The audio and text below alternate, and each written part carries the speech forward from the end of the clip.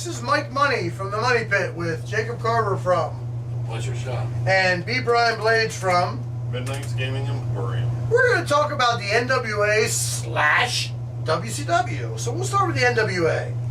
They were around from 1948 to 1988. Damn, 1948. We're not even that old. I'm not even that old. We're not even that old. But back in the time, NWA had the better wrestlers. And when I say that, I mean more of, maybe not the collegiate guys, but the guys that could go 45 an hour, where the WWE, WWF, whatever the fuck, they were probably WWF. WWW. You were lucky 20 minutes. And they were blown in 5. So these guys went longer. They were similar to the AWA, similar, where they had style over power. And I don't have a problem with that.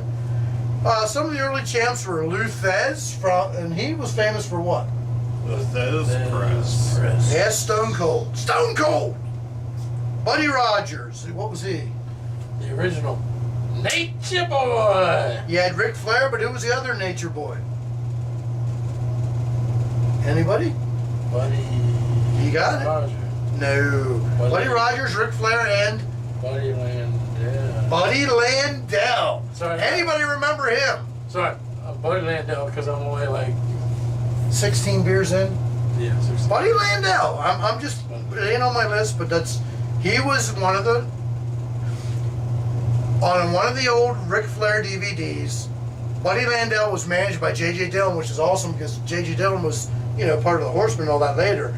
But Flair brings out a robe and he's like, I'd let you borrow the robe, Landell, but you'd get lost in the arms. Just fucking classic Ric Flair. But his promos were better than most. Anyway. But we're not saying Ric Flair ripped off 2 other prior. Ric Flair ripped off everybody. Hogan ripped off everybody. 2 other prior Nature There's Boy. no, only one. Buddy Landell was after Flair. But anyway, most people, wrestling is not original. Everything is ripped off of something. If you have an original idea in wrestling, it's rare. Anyway, Terry Funk, Dory Funk Jr. That's probably Dory Funk Sr. too, but I don't have that. Jack Briscoe, not Jerry. Jerry Briscoe couldn't wrestle his way out of a wet paper bag. Harley Race, the King. The King Harley Race, yeah. And then years later it was, Ric Flair, Dusty Rhodes, who, by the way, first reign lasted 5 days. 5 days. Jesus Christ, I had a belt longer than that. Of course, it's holding my pants up, but we won't go there. And then we'll talk about Tommy Rich. What was his? Wildfire. Isn't that how they say it? Wildfire! He had the belt for 4 days. But even he had it one time. Dusty had it like 2 or 3. Yeah, but if we're considering wrestlers, Wildfire was probably the far superior wrestler than Dusty Rhodes. Probably as a wrestler, but as a talker, as an entertainer, Dusty Rhodes is right up there with some of the other guys. Yeah. And I'm not a big fan, but you got to give the fat man his due, as they would say. Virgil Runnels. I was going to say, we're not talking Virgil. We'll get to that. Okay, other former champions. Ricky Steamboat. I don't think he was the Dragon in NWA. Probably not the Dragon until he reached WWE. WWE. Giant Baba from Japan. How about Kerry Von Erich? One of the 18 Von Erichs who committed suicide. We'll get to that on a future episode. Future episode. Feature? Future. Yeah. Again, 18 Jaeger bombs, 17 Michelobes. What do you expect? Okay, Ronnie Garvin? The Hands. Was it Hands of Stone? Hands of Stone. I was gonna say Hands of Doom, but that's. The Hands of Doom? I think that's a different. I think That that's is a different. death metal song or something. And Sting was the last. Stink Was the last before it went to WCW.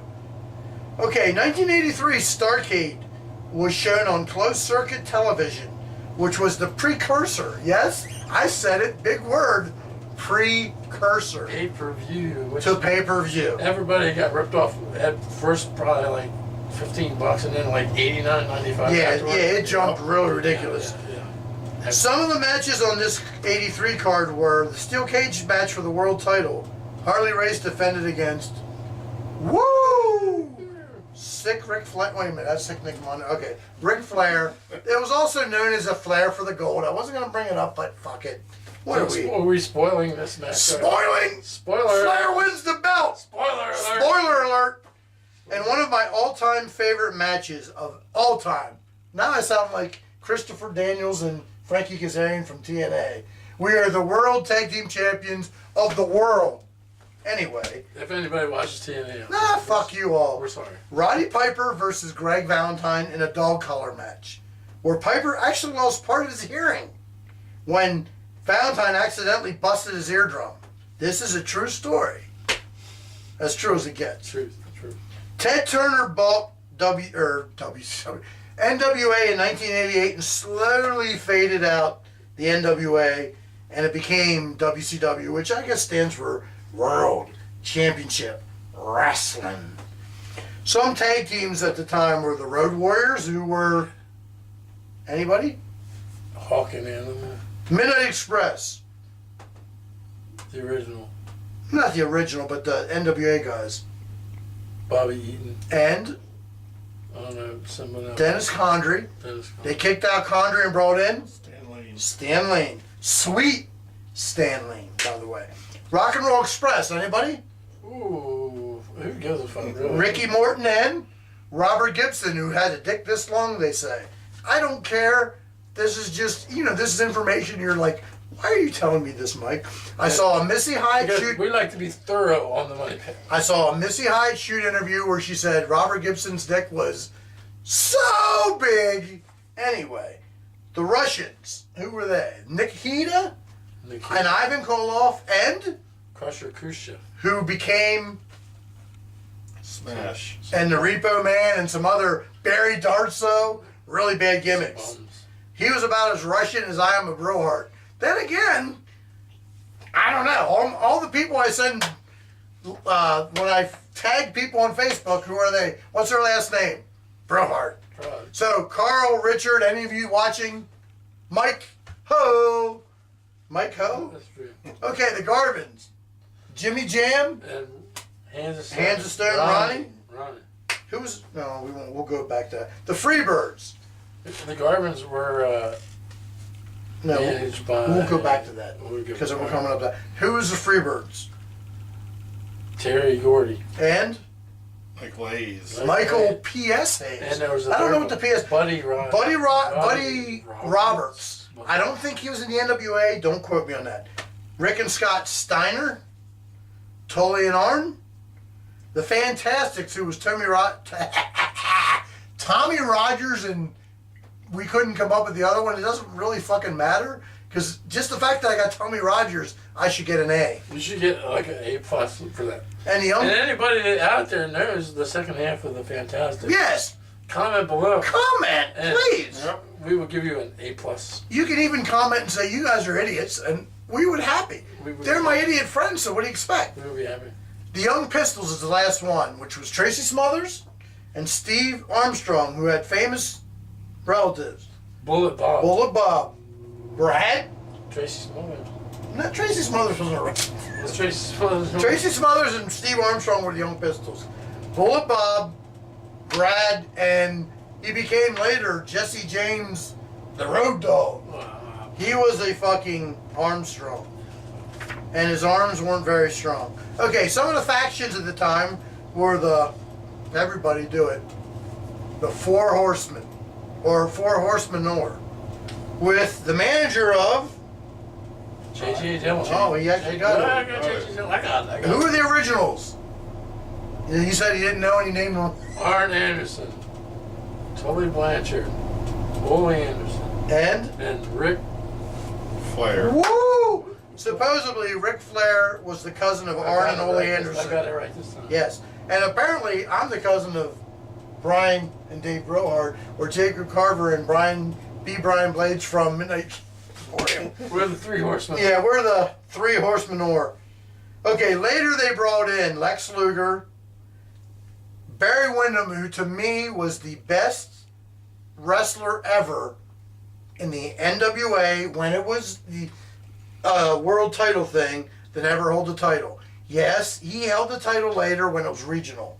But Barry Windham he don't get his due. This guy used to wrestle Flair to 90-minute draws. That's fucking unheard of. Cena wrestled 90 minutes in 16 matches in a row? Then midget Daniel Bryan wrestled 90 minutes. Yeah, we won't go Daniel Bryan either because he's not worthy of talking about. He can suck it. Yes, yeah, fucking moron. Every jackass that says that, but that's all right. Every jackass that says that at a wrestling show should be fucking sickled. And I don't mean Nikita Koloff with the arm. I mean a literal sickle and cut his fucking head off because it's so fucking stupid. Thank you for riling me up, jackass. You're welcome. Other former horsemen were Stink. Steve Borden was Sting. Sid Vicious. Paul Roma? Pretty Paul Roma. That just, when I heard that, it's like, even if I had a heart on him, went, really? Paul fucking Roma? I'm pretty sure no one out there watching this knows who Paul Roma is anyway. Young Stallions with Jim Powers. Yeah, but And they're like, hey, nobody knows. they're like, Nobody. dude, you guys are old fucks. Why are you talking about Nobody knows. knows the trouble I'm. Okay, more former horsemen. Nors. Brian Pillman? I don't remember, but these guys said they did. Yep. Yeah. I do not remember him as a horseman. Pillman wasn't for Crispin White. I do remember him. Dean Malenko? The man of 1,000 holds? I know 1,000 too. Armbar! Canadian arm drag. That's Jericho's classic. Roper. The Goat Roper. I bet you didn't even say that. Okay, Steve Mongo McMichael, who was a Chicago Bear. Who's married to Deborah? Yes. Until Stone Cold put his dick in her ass. Stone Cold, baby. And that was over. Jeff Jarrett, which is J-E, Double double F, J-A. J-A, double R, E. E, double T. And Kurt Hennig, which I truly believe they brought in like he was supposed to be a horseman and then he jumped to NWO. Don't really remember that exactly. It doesn't matter. Okay, how about the Dangerous Alliance? With manager of anybody? Paul Anderson. Wow, does that sound like Paul Heyman? Maybe. Okay, you said you didn't remember any of the names, so I'll say them all. Arn Anderson and Bobby Eaton were a famous tag team. Larry's a bit, well, famous is pushing. They were a tag team at that time, 90 whatever.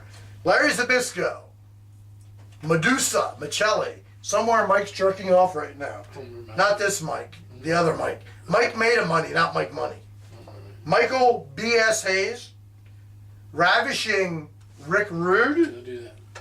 I can't do that. and Steve Austin when he actually had hair. He was stunning, Steve Austin. Okay, we had to. Same thing. Does anybody remember that? I do. I really do. He was a great wrestler. Him and Brian Pillman as what was her name? Hollywood Blondes? They were great. They were a really good tag team, and I just saw a thing where Austin didn't want to do that because he was supposed to be getting a push, and he's like, I don't want to be in a tag team, and him and fucking Pillman just meshed. They were awesome together.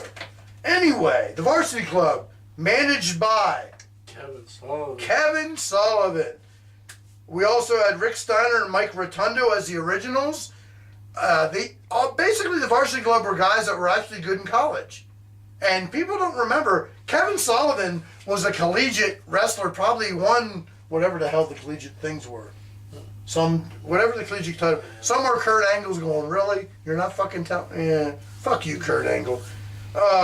We also brought in, not anybody else. We brought in the Varsity Club. Steve Williams and Danny Spivey. Dr. Death. Steve. Yeah, no, he wasn't Dr. Death, though, because it's another one of these. The York Foundation was managed by Alexander York, who became, Ooh, a.k.a. Terry Runnels. actually Marlena, Marlene. who really is Terry Runnels, was married to Dustin Rhodes. Dustin Rhodes. She had wonderful people like Michael Wall Street, Richard Can Morton. we say IRS? No, we're not in WWE. Thomas Rich and Terrence Taylor. And apparently, if we were in, it'd be, well, Jacob, I can't say David. Jacob. I can't say that. Jacob. Michael Money. I can't. What's the proper pronunciation of Jacob Carver? I don't know, Jacob. But I wanted to say David, but I can't say that, or I'll get jumped. One more Jaeger bomb, we're good. Some other managers were Jim Cornette, who we told this. I'm going to tell the story just because we got nothing better to do. Night of the Skywalkers was the classic scaffold match that sucked. Road Warriors against the Midnight Express. But the best part of this was Jim Cornette, who was afraid of fucking heights. The Road Warriors chased him up with the scaffold. And he's supposed to jump off, and Big Bubba Rogers, who became the boss man, is supposed to catch him. But Bubba Rogers don't have his glasses on. And he misses Cornette, and he broke his fucking leg. Awesome. This is what you hear from us. You hear the real stories. This is the real shit. Okay, Gary Hart, not the guy that ran for president in 1980, by the way. And Bald head, Yeah. Kabuki, Al Perez, you name them, wrestlers that no one's ever heard of. and Paul Jones, who was actually a really good wrestler at one time and became a shitty manager. I don't know if he got hurt or whatever. Some of the valets at the time were, who managed the Garvins? Maybe no. Try again. Precious. Precious, I can't read your writing. Precious You had. know, Precious is the Precious is one of these.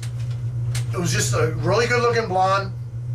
Not a fat ass, but maybe, you know what, the black people, and again, I don't give a shit if you don't. If I just offended you, you know what?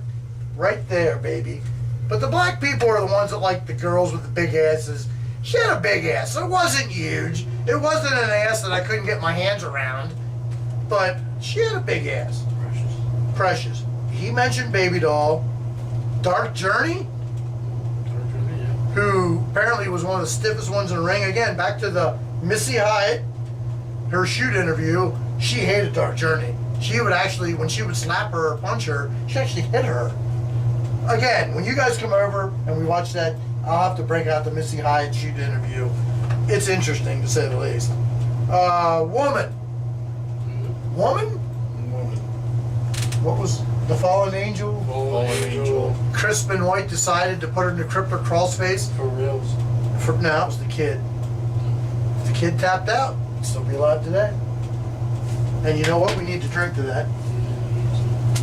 Cheers, Benoit. That's just wrong. That's wrong with so many. Okay, some former world champions of WCW were Lex Luger, Big Van Vader. How about the first ever Afro-American champion, Ron Simmons? The Giant? Not Booker T. No, we'll go back to him. We're going to talk about him, man. Yeah, bro. We'll go back to him. The Giant? Gold Turd? Oh, did I say that? Goldberg? Kevin Nash? Hold on. The finger. The finger Booker T. DDP. Hold on. Yes. Oh, wait a minute. He's not eating the pussy. Well, then again, maybe that's why Kimberly left. Because he didn't eat the pussy. Oh, right. Kimberly was hot. Dude, Kimberly was Yeah. She was one of the original Diamond Dolls back in the AWA. And then she became a Nitro Girl, which we could talk about that on. Well, when we do the knockouts and divas, we'll talk about the Nitro Girls. Yes. Because some of them became champions. Some of them married Shawn Michaels. Some of them did other things. Some of them are sucking my dick right now. I'm just kidding. Okay. Woohoo. We're at Goldberg. Jeff Jarrett. We were not going to do the thing again. I do remember he laid down for Hogan, if you remember that.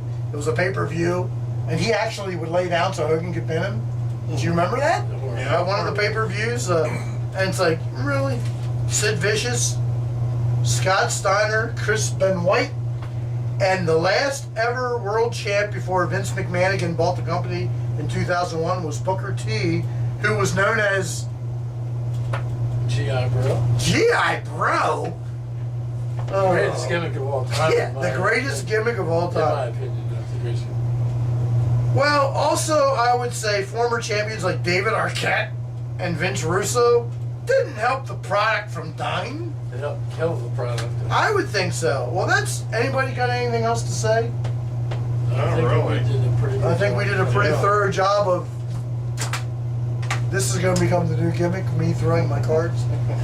Okay, so we're here with, Jacob Carver for the Butcher Shop. and this guy, And this guy B. Brian Blades for the 18th and a half. from Midnight's Gaming Emporium. And Mike Money from the Money Pit saying, if you don't like what I have to say, Your suffering in hell will be legendary. turn the Cha-ching. product off.